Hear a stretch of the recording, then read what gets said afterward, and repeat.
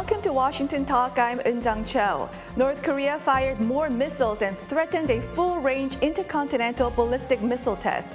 The U.S. deploys stealth jets and nuclear-capable bombers to South Korea as a show of force. On the program today, we have General David Stilwell joining us via Skype and Dr. Patrick Cronin in the studio with me to discuss the military threat posed by North Korea.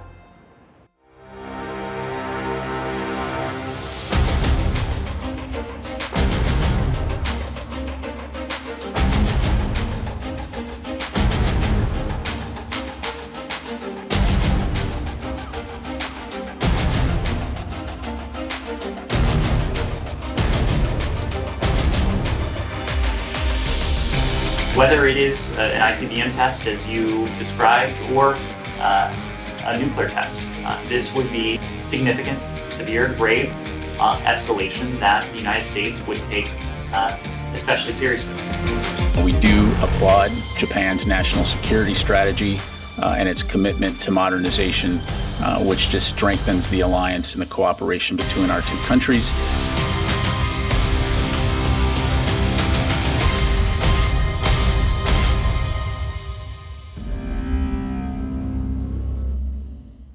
Joining us via Skype is General David Stilwell, former Assistant Secretary of State for East Asian and Pacific Affairs. Brigadier General Stilwell served in the Air Force for 35 years and was the Asia advisor to the chairman of the Joint Chiefs of Staff. In the studio with me, Dr. Patrick Cronin, Asia Pacific Security Chair at the Hudson Institute. Dr. Cronin previously served as Senior Director of the Institute for National Strategic Studies at the National Defense University. Welcome to the program. Thank you. Okay. Now, General Stilwell, Kim Yo-jong threatened to launch an intercontinental ballistic missile on a normal trajectory, similar to what would be used in a military attack, rather than on a lofted trajectory. If North Korea fires a missile into the Pacific Ocean, flying over Japan, how serious would this be? Well, if it was on a real, a normal trajectory, as she says, it would be extremely serious because, we've been 30 years ignoring and forgetting about the lessons of the Cold War. But there's a couple issues between conventional and nuclear forces. Nuclear forces travel very quickly and in long ranges, typically.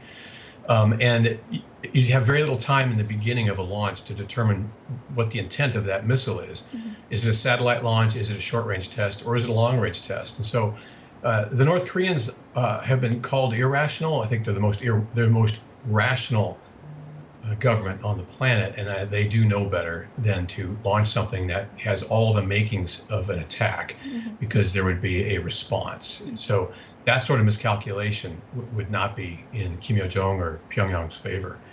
They would have to, and again, there were a lot of coordination and conversation mechanism hotlines between the U.S. and Soviet Union that would prevent such a thing from turning into the worst possible case. General Stilwell, the reason why North Korea wants to do this is to prove that it has the re-entry capability. While you were in the government, was it U.S. government determination that North Korea indeed had that capability of re-entry?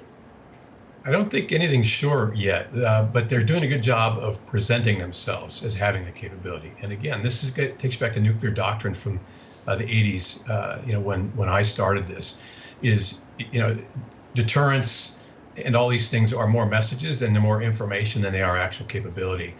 It only takes one missile to get to the U.S., land somewhere in the U.S. mainland or even in waters near the U.S. To bring about the end of the regime. And so we have to assume the worst, but again, there hasn't been enough testing. This is a very complicated capability. And I don't think there's been enough capability or testing to prove that they have that capability. But who wants to take that chance? Dr. Cronin, now North Korea's Rodong Sinmun recently reiterated the country's nuclear doctrine of using nuclear forces preemptively. Now, is there a higher chance of miscalculation and a nuclear clash on the Korean peninsula because North Korea is pursuing preemptive strikes in diverse scenarios? Well, I think that doctrine is deliberately provocative, but I don't think North Korea intends to be irrational, as Dave Stilwell just told us. That doesn't mean it's not dangerous and without risk. it is risky. I think what North Korea wants is to first make sure that there's no decapitation strike on the Kim regime, so he wants survival, but then he also wants to be able to parlay his growing arsenal of weapons for leverage, political leverage. So if he can borrow from the Russian playbook and threaten the possibility of a nuclear preemptive attack, he's hoping he can win concessions that way, either political concessions or military concessions for what he wants to achieve. Now, General Stilwell, Dr. Cronin just talked about decapitation strategy that North Korea wants to avoid. U.S. deployed nuclear-capable B-52 bombers and F-22 stealth fighter jets to the region. Why should North Korea fear F-22 fighter jets? You were in the Air Force for 35 years. Yeah, I fear the F-22. When I was flying F-16s, those things were invisible, as the name implies. They are stealth fighters. Well, the reason is because if the things are operating in the region and on the peninsula, the warning time is very limited. And so if they were to respond or try to defend against it, they wouldn't have much time of people on the ground observing them taking off and all those things. And then once airborne, they truly are invisible to the radar, so they wouldn't be able to target them with surface-to-air missiles and the like. So it's a great capability, and it should be a strong message to Pyongyang that this is something they don't want to mess with. So it is invisible, and I read from Stars and Stripes of pilots flying inside the airspace of North Korea. Does U.S. jets fly into North Korea and then come out? And I also hear from military officers say that North Korea wouldn't know, even if U.S. fighter jets launches precision strike inside North Korea and then return. Just technical sense, in general sense, what can you talk about this scenario? Well, probably not a lot as far as what we do for training and the like. We obviously operate very close to North Korea, and there's two parts to that.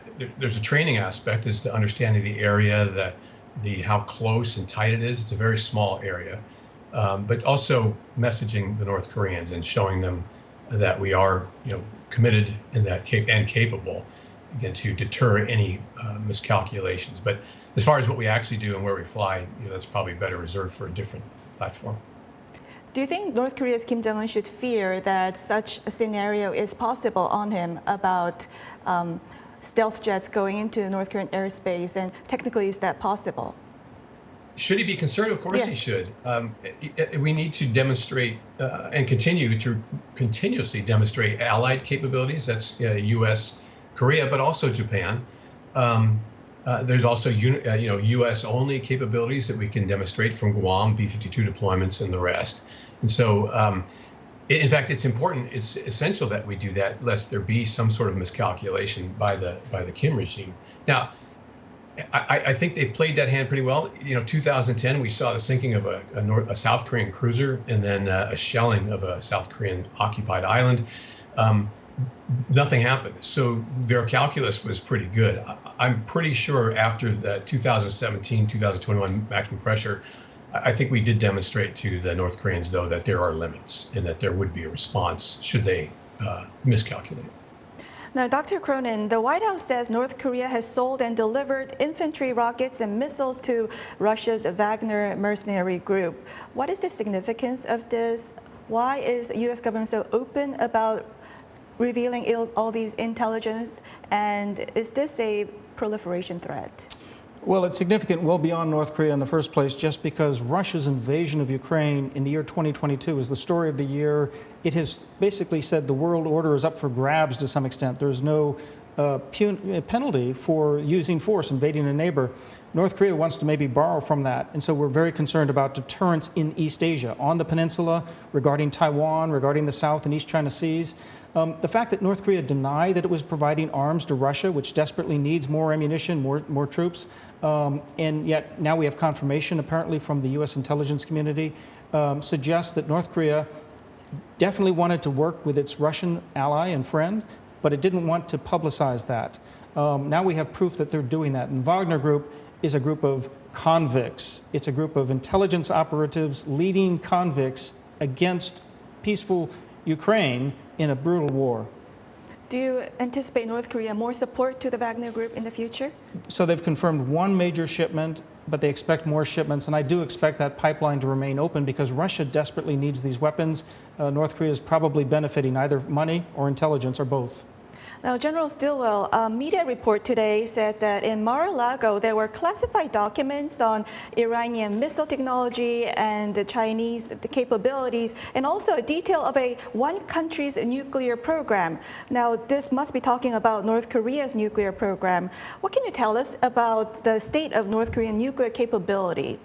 Well, it's progressed fairly steadily, as Dr. Cronin mentioned, 6 tests. I was in Beijing when they did the 3rd test in March of 2013. And I have to tell you that that made the Chinese as angry or angrier than anyone else.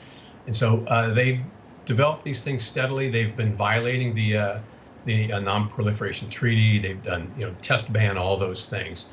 And they've done it with relative impunity. Obviously, the U.S. allies, the UN can do something, but it's really incumbent on China to stand up and stop this capability from becoming fully capable. General Stilwell, during the Hanoi summit, the U.S. government came up with the information on the Kangsong clandestine nuclear facility. What do you know about Kangsong? Luckily, nothing. That makes jobs like this easier. I don't have to worry about saying too much. But we do know that there are, it's an expansive process. They didn't just stick with one area. They are, actively looking to develop a full capability in the name of defense. For such a small country with such a small GDP, it's amazing how much they have accomplished. Unfortunately, they've done it on the backs of their people who are starving and have no real hope of being able to achieve anything like their neighbors and brothers and sisters in the South. So although it's the development of these capabilities, it has been impressive for the size of the country, it's completely misguided, and hopefully will stop soon. So General Stilwell, you just told me that you personally don't know about any of those information, but U.S. government as a whole, of course, would have detailed information on North Korea's clandestine facilities, right? I'm sure we know a lot more than anybody's going to talk about in a program like this. Now, Dr. Cronin, U.S.-RK Japan trilateral military cooperation is accelerating. What will the enhanced cooperation end up with missile defense system integration? Is this something the U.S. government wants?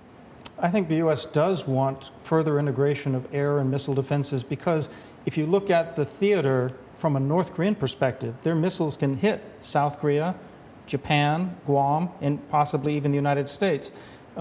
So the fact that North Korea sees this as one theater, it's very important for the United States and its allies to better integrate so they can respond more cohesively. I don't think it's going to go in integration right away. I think this is still closer and closer coordination, and it's being driven by the threat. And finally, just Eun-jung, I think if you look at Ukraine and what we heard from President Zelensky, there's no doubt that he needs to integrate his air and missile defenses in Ukraine. That's one theater because all the war is happening inside Ukraine. That exactly, though, translates to Northeast Asia, where it is one theater and we need integration. Now, General Stilwell, there are strong calls urging China's constructive role in restraining North Korea. Should the U.S. rely on China to play a role? First question is, should we rely on the PRC? No, but we should pressure them to do their job. Security Council resolution that stopped illegal ship transfers of energy to ensure that the pressure on the North Korean government, to come to the table in earnest, and also to prevent its military from or reduce its capability.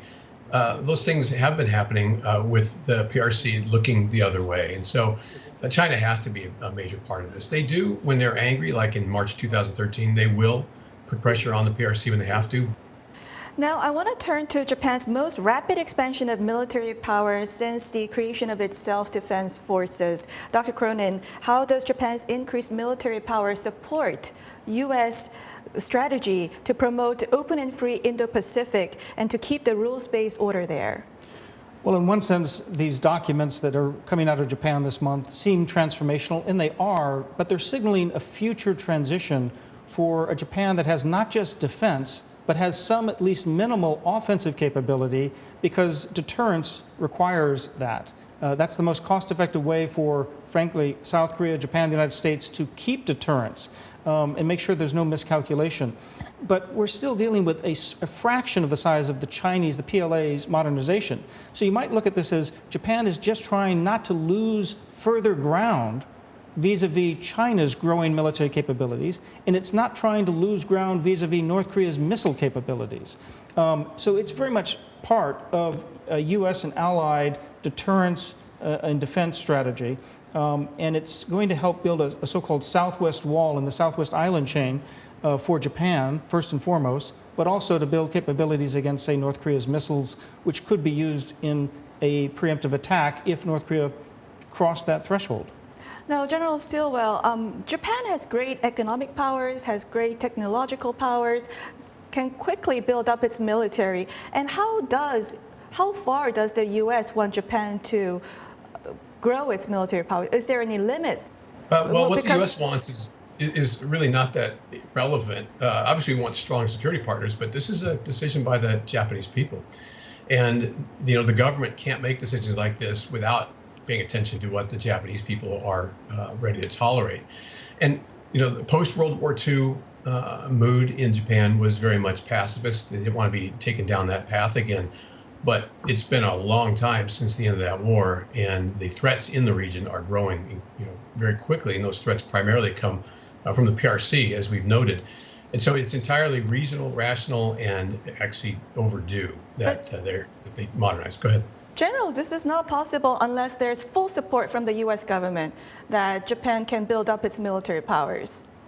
Well, North Korea has built up its military powers without support from the U.S. Of course, they can do it without us. We would prefer that we do it in coordination with them. And, I worked very closely with Japanese self-defense forces. But the U.S. is the one who drafted the pacifist constitution after the World War II and has close relations in Japanese, whether Japan builds up its military or not. Again, agreed on all those, but the Constitution was the start. The Japanese people then have modified that Constitution as time gone forward. Prime Minister Abe did a very aggressive and forward-leaning, seeing the threat and getting the Japanese people used to the thought that the concept of only self-defense is perhaps out of date, which it is. And so the U.S., I'm sure that everybody in my Pentagon friends from the past are also very positive about this development, and the region shouldn't be concerned. This happened a long time ago. We need to get past history and start looking forward as a group of allies in the region. Dr. Cronin, on that note, what General Stilwell just noted about the Asian neighbors, they are wary of Japan's military buildup and removing pacifist constraints. Is this a legitimate concern, and do we need to allay those concerns? Is there any role that U.S. can play in doing that? Well, I think Japan is very sensitive to those concerns, and they have a very effective and active diplomacy with the region that provides development assistance, that deals with cooperation with neighbors, because they know there's that history. They know there's bad blood. At the same time, let's put this in perspective. Japan, if they enact everything they're talking about right now, they'll go from about $50 billion of defense spending a year, maybe to $85 billion. That's 1/10 of the U.S. defense budget this year. It's a fraction of China's budget. That's the outer limits, and I don't even know if they're going to achieve that in 5 years. So when they add some counter-strike capabilities, just because people deliberately want to misportray it as a preemptive strike capability, because theoretically it could be used preemptively, Japan has layers of legal and bureaucratic and political barriers to doing that. And the region knows that. They've worked with Japan. They know that this is a self-defense force still, first and foremost. Now you talk about counter-strike capability. Japan says when using counter-strike capability, coming against missile coming from North Korea, it does not need prior approval from South Korea. Hearing that, South Korea said, no, of course Japan needs to consult with South Korea before doing that launch. What is your take on this issue? Well, there are two separate issues here. Operationally, it may not be possible, but politically and strategically, it's essential. So that's why right now, in peacetime, before there is any missile launch, we need closer trilateral cooperation on contingency planning among Tokyo, Seoul, and Washington, and that needs to happen now. How is it operationally not possible? Well, just as General Stilwell was saying, because of the timelines. We're dealing with minutes. So especially when you move toward defensive systems based on artificial intelligence, they're picking up early warnings and indications. If they see a target light up and a missile coming at them, if they're going to go after that missile site, they may be communicating that to Tokyo in the United States, but by the time it's received and understood in Tokyo and sent up the chain, it's already too late. You've taken out the missile site. In responding to a missile attack from North Korea to Japan and Japan launching the counter-strike capability, is there any way they can utilize GSOMIA to consult with South Korea operationally? I think it's possible. As far as I remember, I spent a lot of time in 2019 trying to preserve GSOMIA, if you recall, it's simple information sharing. There's no real the information isn't that sensitive, but South Korea has very good initial launch information that it needs to share, not just with Japan, but remember, there's 50,000 American troops and families stationed in Japan who are also at risk. So however South Korea wants to define this, it's not just Japan, it's the US that's at risk. And so GSOMIA is an excellent coordination mechanism. The information that goes over it is sensitive in some cases, it's not sensitive in others. But as I keep saying, it's the message of friction and failure to cooperate that encourages North Korea to do these things. South Korea should be very interested in that. General Stilwell, you just talked about how South Korea has good initial information. Some people in South Korea say South Korea has all the good intelligence, and if they share with Japan, it's not fair. What is your take? There's no, the logic fails in that. You know, I don't know why sharing that information would harm the South Koreans. And meantime, there is plenty of capability on Japan, radar sites and stuff that also contribute to these final solutions for targeting missiles while in flight. And so also remember that even though the missiles may not be targeting South Korea per se, they are targeting the UN rear bases that would support South Korea in the event of a conflict. And if that missile did end up hitting Japan, there would be conflict and it would impact South Korea. And if those bases are not available to move people, supplies, capabilities onto the peninsula, which Japan has the right to veto, then that is not in South Korea's interest. Did you want to add? Well, only that this is exactly why President Yoon has heroically decided to share early warning data, because he knows that Korea does have good data, but it's useless unless we try to further coordinate with Japan and U.S. forces in the region, because that's where North Korea will look for the weaknesses in these alliance networks. Dr. Cronin, North Korea criticizes Japan's military buildup, but didn't North Korea's series of provocation actually open the doors for Japan's military buildup, do you think? North Korea has been targeting Japan, has been threatening Japan, has fired missiles repeatedly over Japan. Yes, it is absolutely one of the major reasons why Japan has built up both its missile defenses, spending $20 billion over the last 20 years, but also now is starting to introduce some counter-strike capability, because this new provocative doctrine out of North Korea, a preemptive strike, is exactly something that Japan has to fear. And Japan does not want to be decoupled from the United States nuclear umbrella, so it wants to make sure it has some deterrent means of its own. Now, before we go, General Stilwell, the previous Moon Jae-in government in South Korea pursuing strategic ambiguity between Washington and Beijing, did that somehow influence Washington to give more fuller support for Japan's military buildup, to have Japan support U.S. strategy in Indo-Pacific more? Coordinating with allies is complicated. It can be frustrating, but generally speaking, we're stronger as allies than we are operating independently. And so the ambiguity is a political term in this case, but I don't think there was any unambiguity. There's anything unclear about the South Korean and President Moon's decision to bring THAAD to the peninsula, an upgraded air defense capability that, again, not only protects American forces, but ROK people and forces as well. So we've got the political speech, and we have to do that to make sure that their domestic populations are on board. But to me, the strongest message from the Moon period was the THAAD decision, and that was, again, very supportive of the alliance and trilateral cooperation. Well, that's all the time we have for today. General Stilwell, Dr. Cronin, thank you very much for joining us. Thank you. And thank you for watching. We'll be back here next week with U.S. experts to discuss the two Koreas and the region right here from Washington.